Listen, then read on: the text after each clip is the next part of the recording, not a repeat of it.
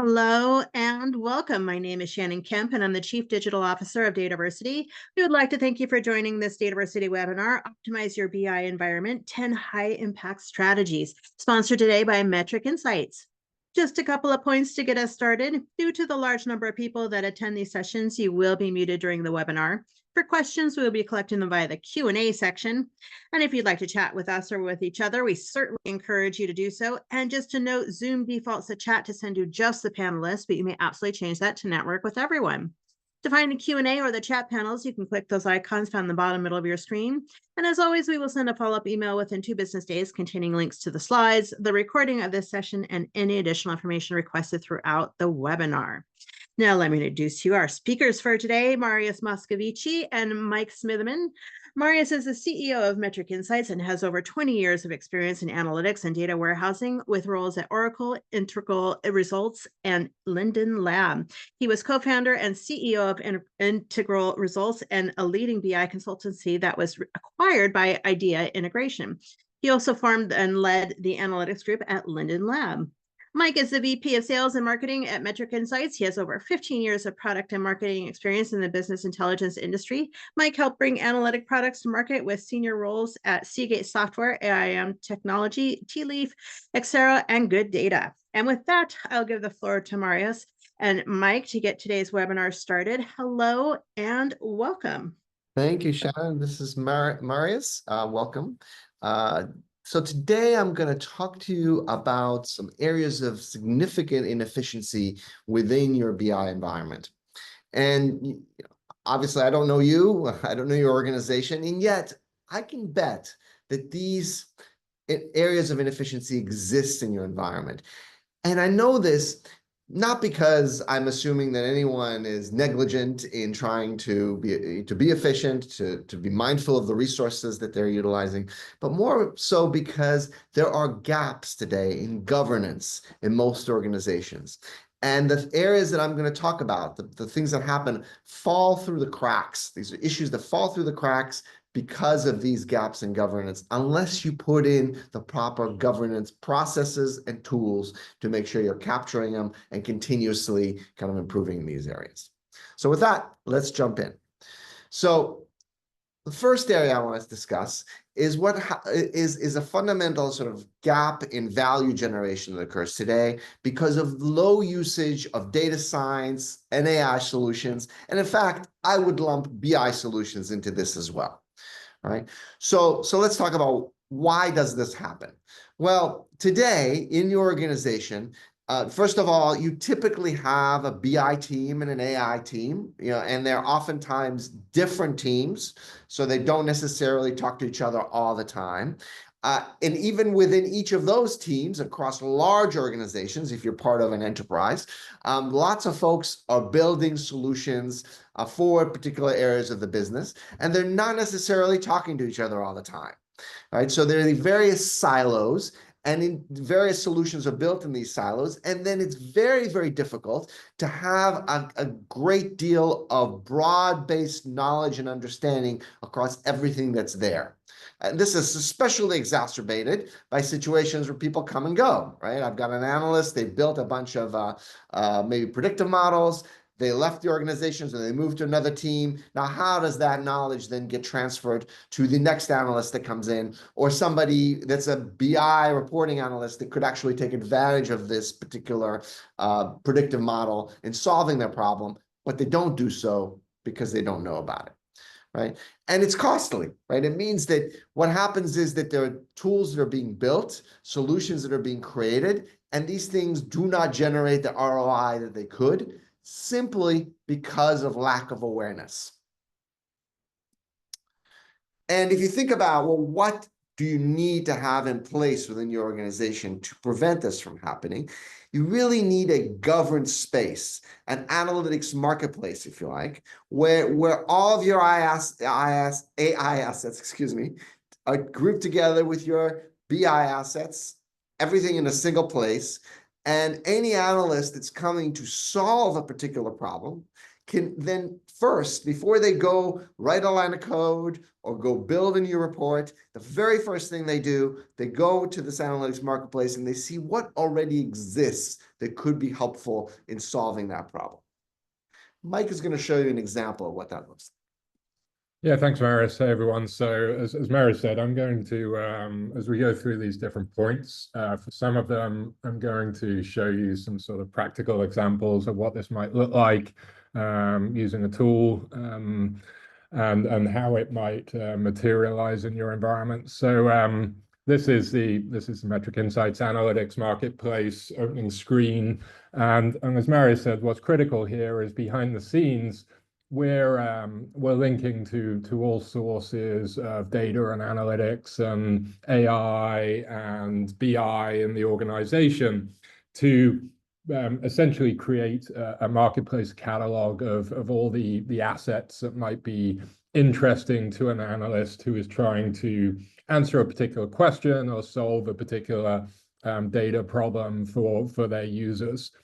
And so the idea is that they should be able to come in here and pose the question in the marketplace. In this case, what analysis do we have for improving user acquisition in the organization?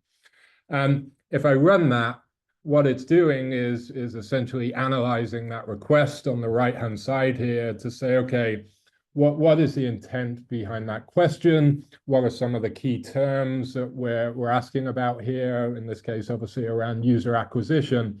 And looking through all the different types of assets that we have in the organization that might help with that. And initially, obviously, it's saying here that we don't have anything that looks specifically around improving user acquisition as we look through the metadata of these assets, but there are certain things on the left-hand side here that we've discovered that may help or maybe a starter for the analysis that you're trying to do.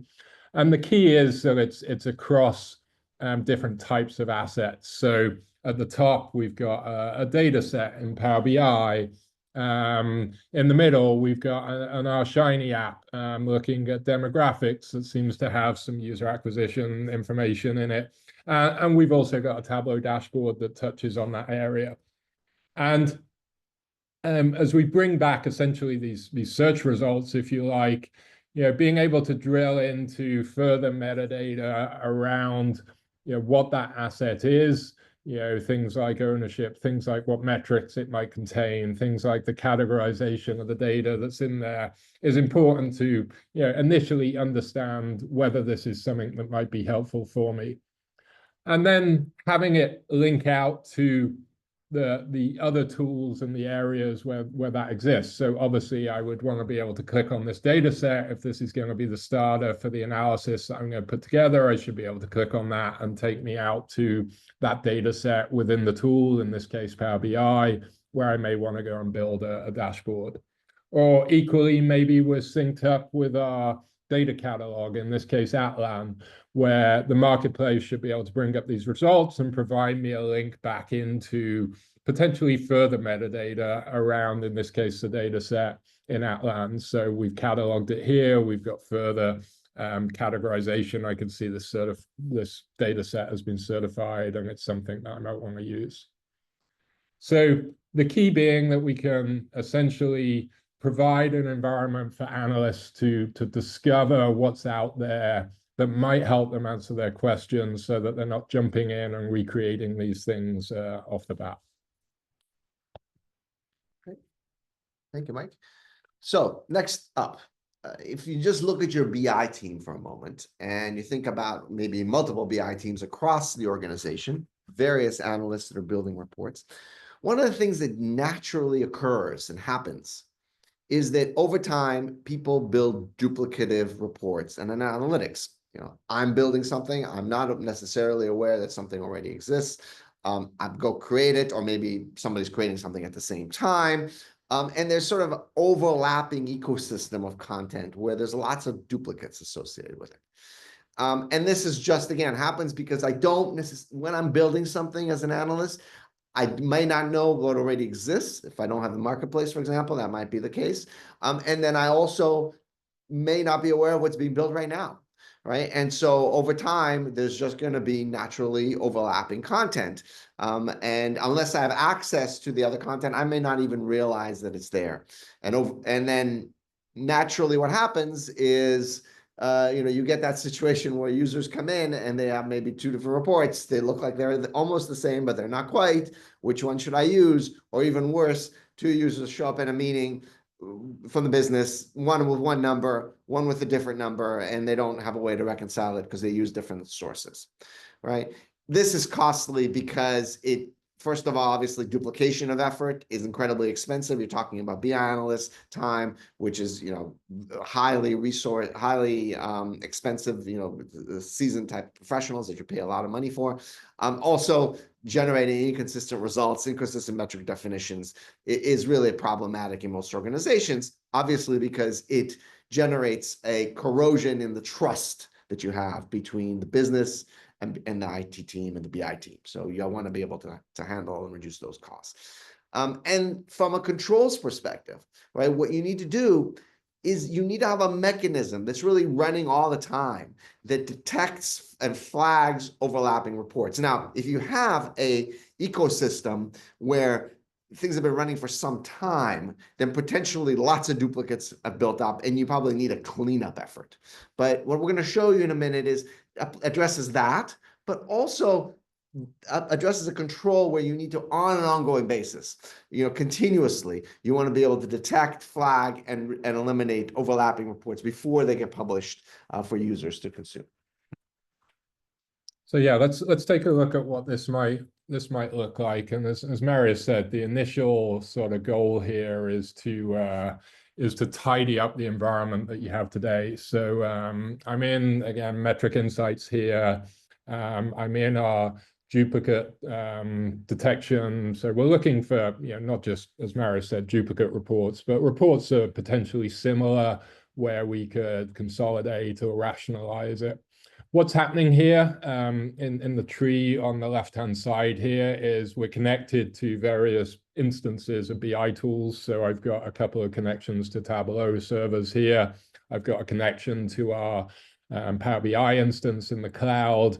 And this folder structure that you're seeing on the left-hand side is obviously what is structured on the tool itself. So in this case, different sites and folders and projects in our Tableau instance.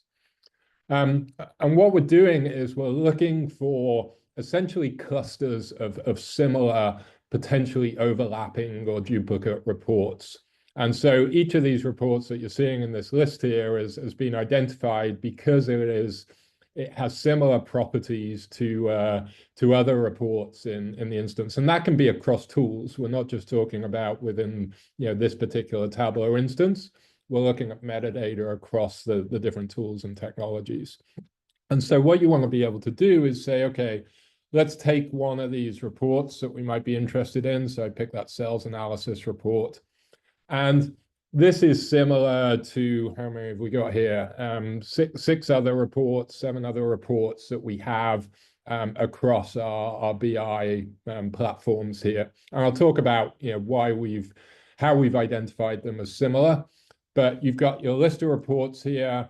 In the list, we've got this overlap score. So these reports look like they have a high overlap, high similarity with other reports in this cluster. We've obviously got some additional information here, like when these reports were created, who last viewed them, what the usage of these reports are in terms of how often are they getting looked at in the last 90 days. And then importantly, who has access to these reports as well. So I want to be able to know which groups of users or users potentially might be looking at this content. And so what it allows us to do is it basically picks a main report, as we call it. And initially, this is based on the report that has the highest usage over the last 90 days, but you can change which you can consider the main report. And it allows me to compare our potential duplicate that we found with that main report. And if I click on the compare screen over here, It slides out a panel here, which basically explains why we're getting that 94% overlap. So what you're looking at here is our sales analysis report that has the most usage compared to this potential duplicate called sales analysis. I've got some information at the top. The first table here is looking at the different columns that exist in both of these reports. So when we've created these reports, in this case in Tableau, what are the columns that that Tableau report is using? And what are the potential overlaps here? So in this case, you can see there's 100% overlap in terms of the columns that exist in both of these reports. So, a good indicator that there's similar information in here. The second thing we look at is the lineage of the reports. So which database tables, views, data sets are these reports based on? And you can see again, in this case, they're both based on this database table, and they're both pulling in the same column information from that table. So the lineage is 100% overlap as well. And then thirdly, we look at the metadata associated with these reports, so titles, descriptions, to identify keywords and look at, again, potential overlap there. And I can see in this case, the only difference between these two reports is a slight change in a slight difference in the title of the report that I'm looking at. So in this case, this is probably a good candidate for being a duplicate report that's been created. I can select those two reports that I was just comparing, and obviously, my final check would probably be compare what they look like side by side to see whether they do indeed look like they're the same report. And in this case, it looks like I have two Tableau reports here that are pretty much identical, other than the title. The final thing I probably want to then do is, for this potential duplicate, is have some sort of way of instigating a workflow or a process that allows us to tidy up the environment. So, if I've determined I actually need this report and this duplicate is being used for something, I could, remove it from the cluster so it doesn't keep popping up. But more likely, I'm going to assign this to someone, maybe the owner of this report, the person who created it, to have them check about whether this is something that they should remove or delete because it's an overlap. So we can use this to tidy up the environment. We can also use it as an ongoing, we should be able to use it as an ongoing rationalization effort as new content gets created. So you should have in place the ability to start notifying people, content creators, when they have potentially duplicate or overlapping reports in their BI systems that they've created, so that they can go and look at those and again tidy them up. Also, as they're creating new content, if I'm creating, say, a new Tableau analysis here and I publish a draft version of that, we should be able to alert that user to say, okay, hang on, it looks like you're creating something here that is overlapping, in this case, with a Power BI report that we already have in place. Are you sure you want to continue and publish this? And we can try and cut it off at the pass and make sure you're not wasting too much time on this. Thank you, Mike. And obviously, with duplicate reports, it's one of the challenges, or it's not overlapping reports, and not necessarily going to be 100% overlap, but it's going to be, maybe 60, 70, 80% overlap, and it's still, but yet it's still very meaningful to eliminate and reduce those, just because it cleans up your environment and significantly also reduces load that you have on your Power BI, Tableau ecosystem, all the tools that are out there. So another sort of similar issue, but is a little bit different in the way that it kind of impacts the system, is duplicating semantic models. So here, you may or may not have duplicate reports that feed off of this, but fundamentally you have different semantic models, or that's Power BI parlance, or data sets in Tableau concept, data sources that have been defined, where there essentially has a significant amount of overlap in terms of the tables and the columns that are used those. So you can imagine I'm collecting data from a particular set of tables, large tables, I'm joining everything together, and then you're doing the same thing on your side. You just have a set, two more columns than I do, right? And that's obviously happens again because oftentimes analysts are working independently. They may be geographically diverse in different places. I'm not aware of what's there already, maybe not aware of what's already been created. And it's incredibly costly in today's world because, usually people are using cloud databases for these, and you pay for all the load that you're incurring on those databases. And so in this situation, if there's a significant amount of overlap, we're basically doubling or tripling the load and the cost associated with populating these semantic models, when in fact we could just consolidate those models together and just do it, and then just do it all in one pass. So, that's a key issue. And the control that's needed here is really very similar to what just Mike showed you, and we're going to not rehash the demo, but if you apply that same paradigm to the semantic model layer and say, hey, which semantic models do we have out there that are in fact overlapping, that are being used by reports, then that overlap, again, based on metadata, based on lineage, based on the columns that are included in there. If there's enough of an overlap, then those things ought to be consolidated. And when you consolidate them, you can generate significant savings. As well as, obviously, the same as before with reports, metrics and KPIs and measure them are then consistently measured.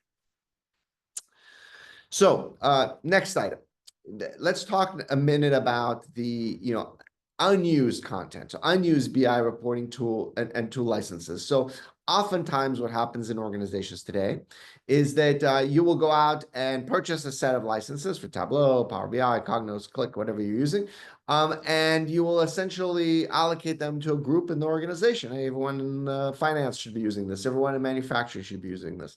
But what happens is, and oh, by the way, we're purchasing different types of licenses with different capability, and they're publishers of content, and publishers of content, that license might be much more expensive, but I'm assigning it to every single person who I think might be an analyst in this organization who might publish reports.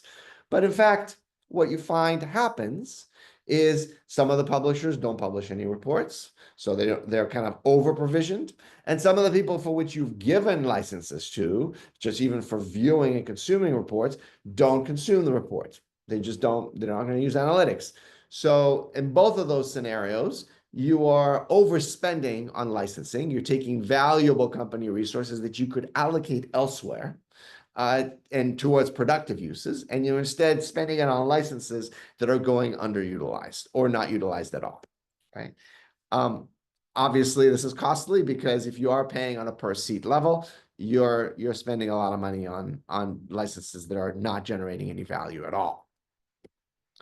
And then from a control perspective, what you need to do is be able to track and monitor on an ongoing basis what is either not used or underutilized, and automatically deprovision those scenarios, right? So if I'm not using the license for, let's say I don't use it for 6 months or 3 months, whatever that right threshold is, I should, in Tableau, for example, I should be able to have the system should deactivate that license for me, so that then you coming in, or you might come in from your organization. Now, all of a sudden, you're able to use that a license. You're not sharing the same license, but you're using a different license, and the cost is essentially stays flat, right? So that's the idea. And same with a downgrade concept. If I have a creator license in Tableau, I'm not using it, I haven't done any of the creator levels. Well, you ought to be able to downgrade me to an explorer or viewer based on what I'm actually using. And then that way you can save funds. And if I come back later and I want to upgrade, then of course there needs to be a mechanism for me to allow me to come back in and bring me back up. But on a macro level, that can save a lot of money.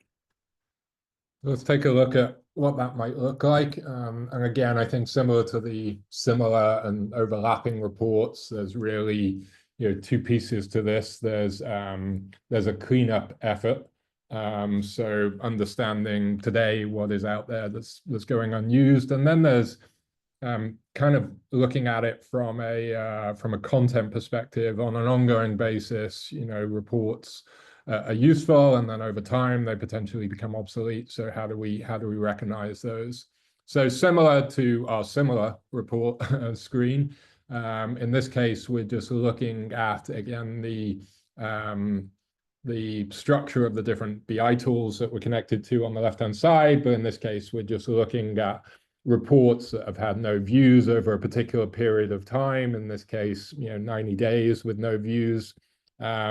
And as I drill into these different, again, within Tableau here, these different folders and sites within Tableau, I can see reports that have no usage. And obviously they have no usage, but I'm probably doing a little bit of analysis here to understand what's going on. So I can see this first report isn't being used. Understanding what that report is built off of from a lineage perspective. In this case, a sales table in our SQL data warehouse can help to say, okay, are there any other reports built off this table that might be interesting, that that may be an indication that this one is redundant and people are using the other one.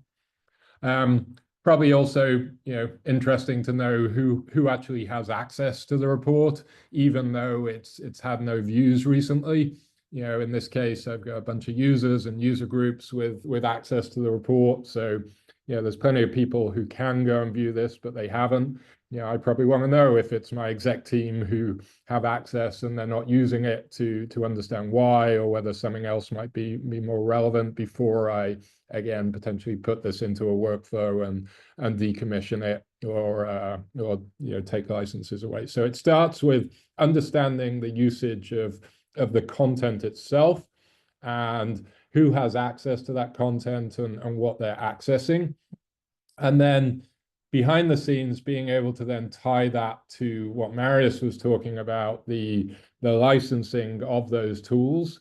So if I can see users, even though they have access to certain reports and dashboards, are not ultimately using those and therefore are not utilizing their licenses, I need to be able to see who those users are, and whether it's deactivating those users or whether it's downgrading their licenses, as we spoke about before.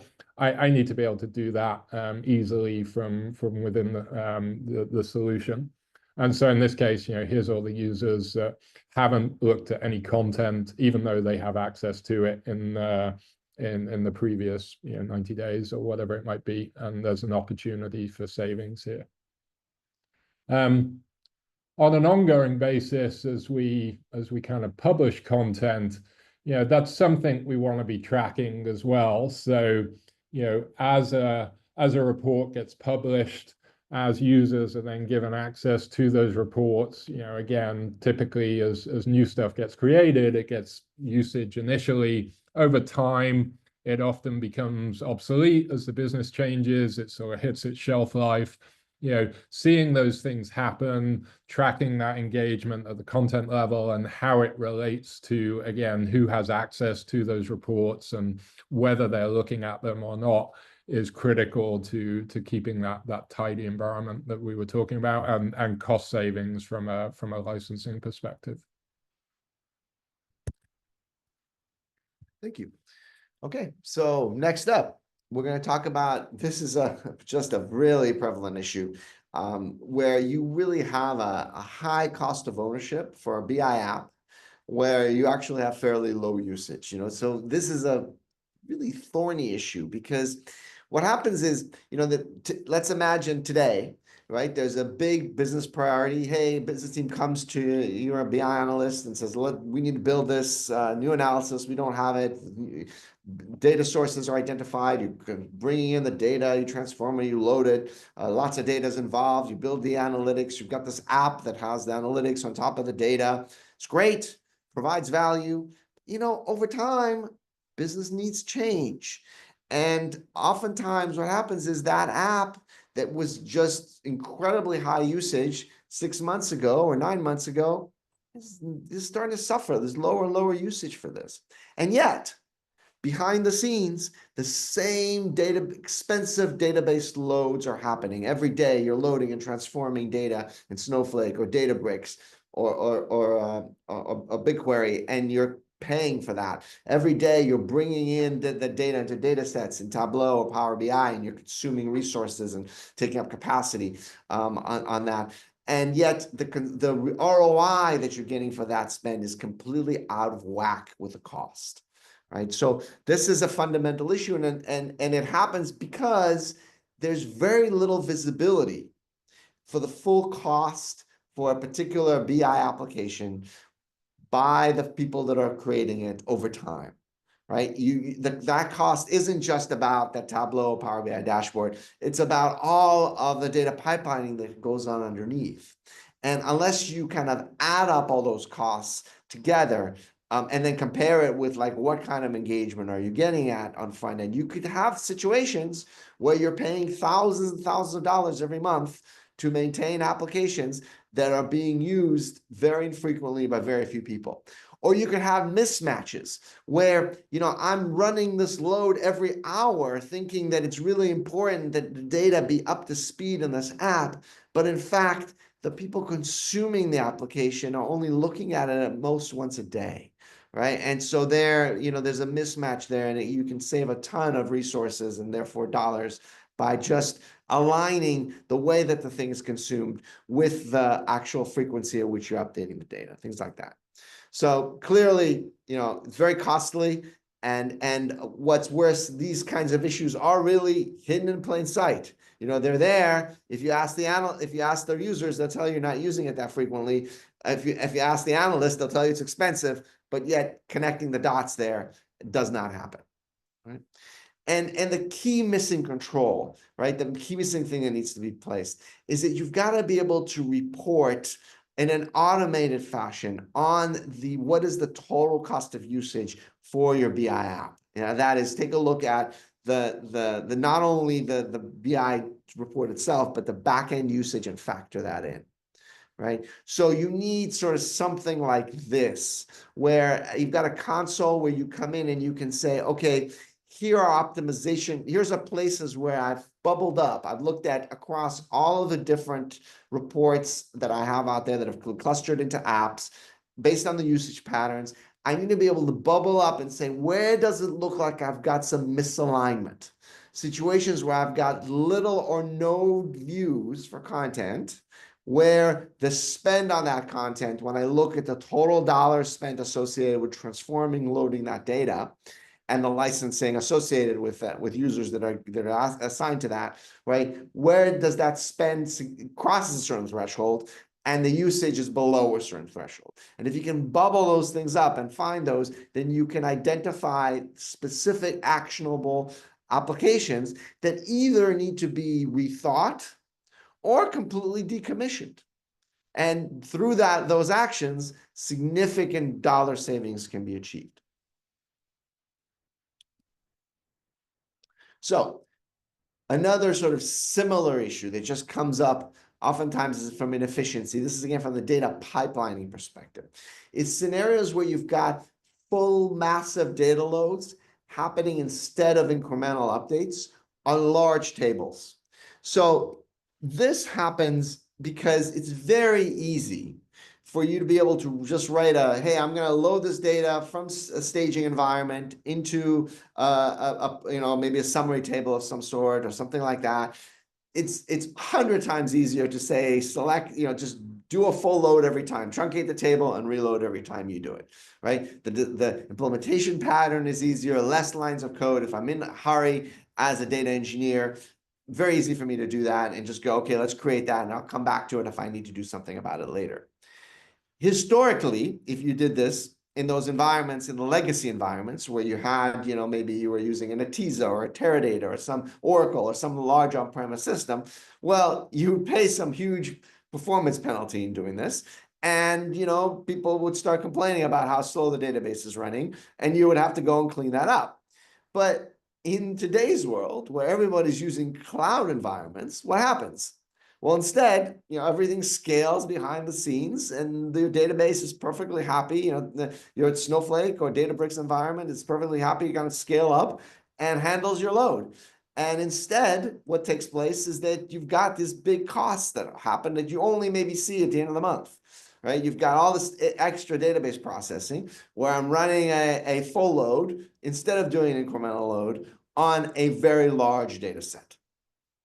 So this is something that absolutely needs a control, because you just can't count on people being mindful of this, because they're not aware of how much it's costing when they're building it. And that control needs to be to identify the table loads and find those table loads where you've got very large loads happening for large tables frequently, right? And then flag them and say, hey, here's the scenario. Here's the tables that we appear to be loading, where you've got I've got my scenario where I've got this table. It's going to cost me $3,000 to load, and it's got these many tables. And do I really need to do that, or should I change that to an incremental feed? And making sure that that alert or notification goes to the right people, so that they can then take the optimization action where it's appropriate to put in place. Maybe there's a very good legitimate reason. Maybe there's just no way to get around that. The incremental processing wouldn't be efficient, in which case, okay, you just dismiss that.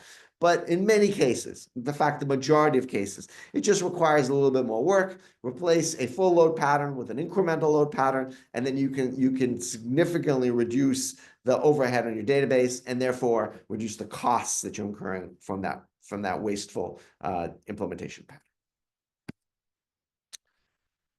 So then, kind of the final item that we want to cover, that it really, I think, it maybe is a maybe catch-all for a lot of things that can be happening in your environment, is that if you don't have an automated mechanism by which you are detecting surges in your database consumption, that is, if you're using a Snowflake, a Databricks, a GCP, something like that, where you are paying by the consumption model, right? Where you're paying for every query it costs you.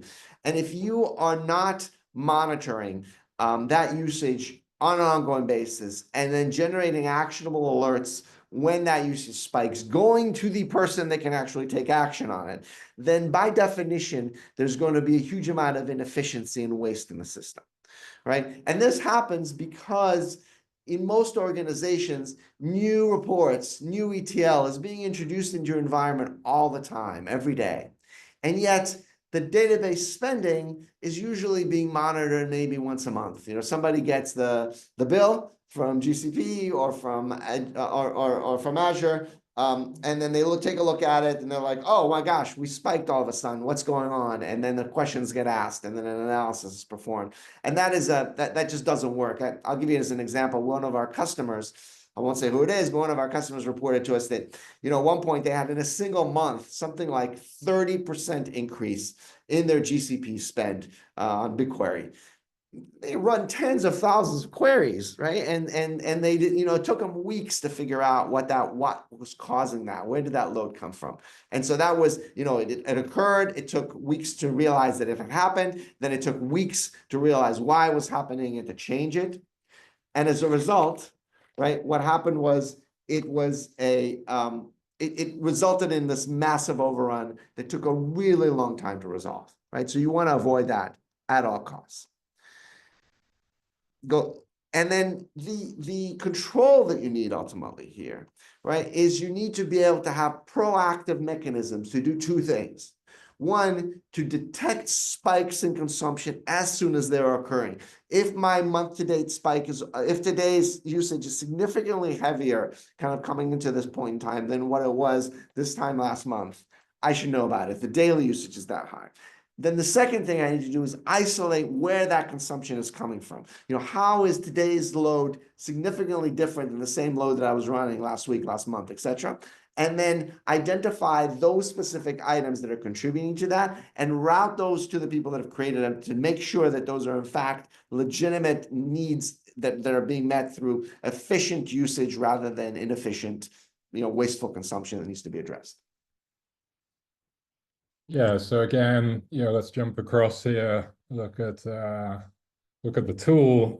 Really what that's about doing is tracking these different indicators automatically. So, an example might be here where we are tracking that overall month-to-date spend from Databricks or whatever your cloud environment is, looking at a macro level at what that spend is, but having a way of automatically identifying anomalies within that spend. So in this case, looking at outliers where spend has spiked and is something, again, on a month-to-date basis, not at the end of the month, so that we can be proactive in understanding what's going on here.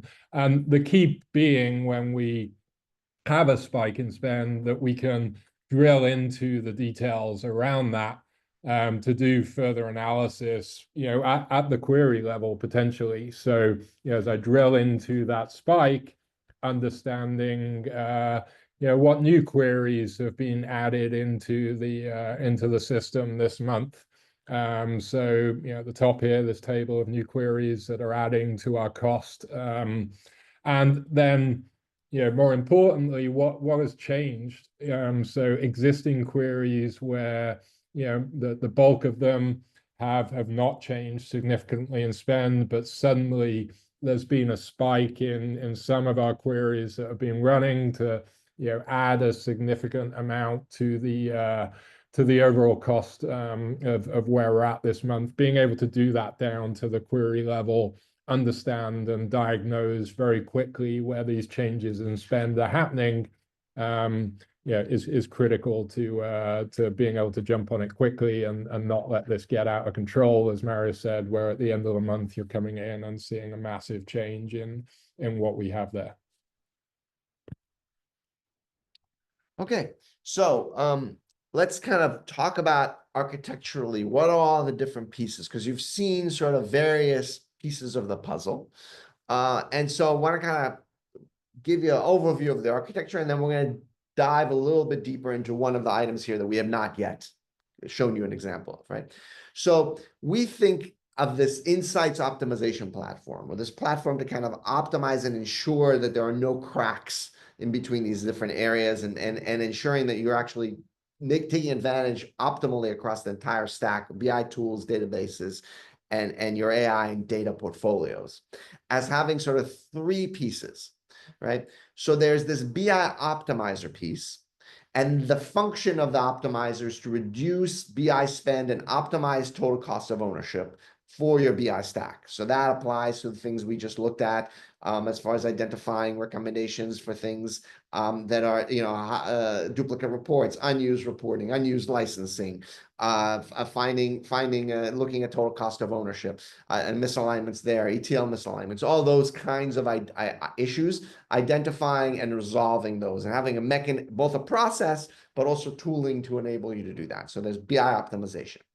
The second leg of the stool is BI Portal, which is a governed space to consume analytics for your end users. And we'll show you that in a moment. This applies to really making sure that once you've built those analytics, those reports, those AI tools, that all of your users can find those and consume them in very easy, simple, governed environment, right? And then the third piece is the analytics marketplace. I think we showed you at the very beginning, where for your analysts now, all of the assets that are there, that are tools, that are, things that are currently maybe hidden and tucked away inside your data catalogs, inside your AI tools, inside BI tools, have them combined together and brought together in a single place. So as an analyst, I can come in and I can understand, how do I get started from what already exists, rather than me going out and reinventing the wheel and rebuilding. So we've looked at the BI optimizer, we've looked at analytics marketplace, and Mike is going to show you a little bit of the BI portal concept and what's involved there for your regular users. Yeah, so I think we got a couple more minutes here before we jump to questions. So let's take a quick look, as Marius said. So yeah, so the final sort of piece of the puzzle here is being able to simplify the consumption of analytics for your end users. So I think, with this growing world of many different sources of data and analytics and reporting across the organization, for those that aren't analysts, for those that have a few minutes a day to think about metrics and reports and data, it can be somewhat overwhelming. You want to provide them a very concise way of knowing that they're looking at certified and accurate reports, and that they're looking at the right versions of things. So that requires creating some sort of centralized portal or catalog where, once we've been through our cleanup effort and we've created, certified content, we can publish it into a central place. And so a user should be able to come to something like this where all that certified content is available. They should obviously be able to browse and search through that content. But when they access a particular report as well, it should be seamless to them in terms of what that report is, that the metadata that describes what that report contains and how it should be used and who owns it, what metrics and terms are used in that report, how are things defined, how are things calculated, who owns those definitions, sort of a glossary of terms that a report contains. Any information coming from our data catalogs that might indicate, maybe this contains sensitive information or is confidential or for internal use only. All of that should be available to the user so that they're literate around what this report is. And when they access this content, we should remove the complexity of knowing which tool or technology a particular report or asset was created in. I shouldn't have to know that this is a Tableau report, or conversely, I'm accessing a report right next to it, which was built in Power BI. The experience should be seamless to the user.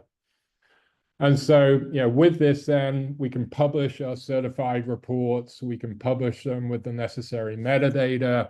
As an end user, I have one place to come and consume that information, interact with it. And obviously, we're tracking then on an ongoing basis all the stuff we've been talking about. So, who's accessing these reports? What tables are they built on? So that we can feed it back into that continuous loop where we're continually keeping up to speed on the reports and analytics and data that we actually want to be using, and getting rid of stuff that is costing us or has become obsolete. So with that, I know we've got sort of just under 15 minutes left. Maybe I'll pass it back to you, and we can answer some questions here, Shannon. Sounds good. Well, thank you both so much, as always, for a great presentation. Just a reminder to answer the most commonly asked questions. I will send a follow-up email by end of day Thursday to all registrants with links to the slides and links to the recording. And if you have questions for Mike and Marius, feel free to put them in the Q&A panel there. We've got some time. So diving in here, so does this duplication analysis extend to capture and analyze Excel files, which is still one of the key data reporting, modeling, analytics tools? Yeah, so I will answer this more generically. Of course, I answer about Excel, but more generically, each reporting tool you have in your ecosystem has a different level of metadata that you can expose from it. So in your example, the Excel, you can look to identify duplicates there. Absolutely. Obviously, there you don't have lineage information, right? That's inside of Excel, but you do have basic metadata around, like naming of the report. What are the key terms used there? If that Excel document is, let's say, in SharePoint, there may be tagging, there may be other metadata. So the approach that we use is we take whatever metadata is available, and then we use that in the matching algorithm. Obviously, the more metadata you have, if you're looking at a Power BI or a Tableau or a Click or an environment where you can expose lots and lots of metadata, including lineage, including column data at the report level, then the quality of what you can generate vis-a-vis matches is much higher. But you can do that across anything, even simple, even a set of Excel files. You can look to say, of the things that we've published out there, where do we have reports that look like they're potentially the same name, and if they're tagged in the same way, and so on. I think that's important. I think I'd add, if you're using some sort of centralized portal where you're publishing Excel alongside your other BI tools, in a lot of cases, you can put in a process that requires metadata to be added to that file or that spreadsheet at the time of publishing. So maybe you require that it be tagged and has a description and has ownership. And that can be then used on an ongoing basis to compare it against other things. And if there's a lack of metadata, that might be an indication that that's something that we want to flag as a potential, file that's out there that's not really been published in a certified way. Therefore, we want to take a look at it and see whether it's relevant to the organization. Yeah. Very nice. So where do code reviews, walkthroughs fit into the efficiency discussion on process? So we didn't really talk about that very much because we were really looking at kind of the post creation process. I think that, this is a great question by I guess, Ariel, about the fact that, there's obviously in the creation of the analytic itself, or if you've got data science team and you're working on building things, obviously you need to have a code review process or review process. Mike didn't have time to show you in the publishing process for analytics. If you were to put them into the portal or put them, we have a mechanism workflow there that you can leverage, so that you can have a review of all analytics before they get actually published into a category by somebody, and that as part of that review, person can go in and take a look and see, how does this report work with how are they joining data, how is that all working in a way that is it consistent with how it's working, how that is implemented in other areas. The same thing can be done with models. So there's a I don't know if you want to show that, Mike, and that might be a better way to, rather than me talking about it. Yeah, let's take a look So quick. let's I'm just look going at to show my screen again quick, Shannon, as we got a few minutes here. Yeah, Here. so this is an example, Yeah. So this would be an example of a publishing workflow where you would have those kinds of controls. So imagine for a moment, all your analysts are building whether some of these are maybe IA models, some are reports, maybe, whatever out there, creating Power BI Tableau. You've got a situation where now automatically they come up in a pending review as soon as they're put in a place where they're ready to get published, but they don't get published to that portal where users are consuming it right away. Instead, there's a developer review section, and that can be your code review section, right? Where somebody goes in and looks at it and says, okay, is this thing that's going to be published, is it consistent with all the other things that are being published in this area? And by the way, this isn't necessarily just like one person doing everything across your enterprise. That's not possible. You delegate this out so that maybe a team lead for each area is responsible for reviewing the items in their area. Maybe there's a business review section. Maybe this is something, maybe these assets in this area are going into they're going to go to the board and your CEO, and they're really high risk assets where you just got to make sure the numbers are right. So you're going to have somebody in the finance team take a look at that. Maybe there's a data steward review to make sure that you've got the right quality checks in place, the data quality is in place. And then only after all that, then it could go into a published and certified state and get published on the portal. And this underscores the need of why it's so important at the end of the day, from a controls perspective, to have a governed space for viewing and consuming your analytics from your users. Because only if you're forcing some kind of process like this, and it might be a simpler process or more involved, whatever makes sense for you, but only if you're enforcing something like this, can you make sure that at the end results, you've got a set of published and certified content that everyone can trust that has high quality. And back to the Excel question, this is where, one of these tiles going through the process here could be an Excel sheet. And as part of the governance process you put in place, maybe you enforce a particular stage where additional metadata is added into the process and, is required to be added. Maybe, you have to add tags and ownership and documentation where we might get that automatically from another BI tool, for example. Right. And so that enriches the metadata that we can pick up from the tool itself. Perfect. Thank you. And there's a question here. Is there an integration with Microsoft Fabric? Do you have a list of what you integrate with? Yeah, so you can look, I think I believe on our website, we have the information about all the tools that we integrate with as far as Fabric specifically. There are a number of different integration points. If you're running, we do, like if you're using a Databricks type of ecosystem, things like that, we integrate with that. You can get queries out of that. There's also an integration point around the auditing analytics that are collected in Fabric around Power BI, where we can pull in various lineage information from that. So there are a number of different integration points there. It's probably, if this individual is interested, just reach out to us and we can kind of delve deeper into that. Perfect. And I will put that in the chat there for everybody, the link to your integrations. All right. So how reliant is the analytics tool on completeness of the metadata associated with the various reports, models, data assets? Can the tool autofill metadata using new age AI, Gen AI capabilities? So the today the tool is not, well, first of all, the workflow that we showed you is the way you get to completeness. So the philosophy that we use is bring in any metadata that exists from the source system that you're collecting in. So if you have tagging in Tableau or Power BI, we'll bring it in. If you have certification information from there, we'll bring it in. If you're using an Atlan or a Calibra or a Relation, and you have additional metadata captured, like glossary terms and their definitions or certification or additional information about that reporting object, we'll bring that in, right? So you bring in everything that is available. Then you have that governance process that Mike was showing a moment ago that ensures that everything adheres to a minimum standard in order to be able to publish and certify. As part of that, you supplement the metadata. And today we don't, you do that manually.